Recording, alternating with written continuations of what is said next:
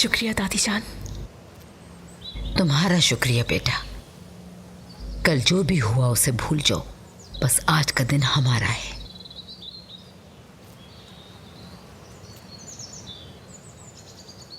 बच्चों, तुम लोगों के खेलने का वक्त हो गया है। क्या हो गया दादी आपको? इस जमाने में कौन खेलता है आखिर?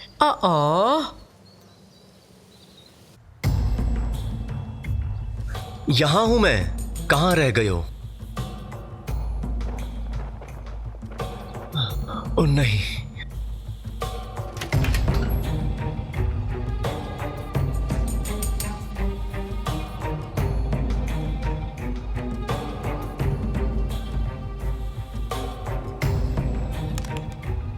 रुक जाओ, मेरे पास गन है, मैं गोली मार दूंगा तुम लोगों को।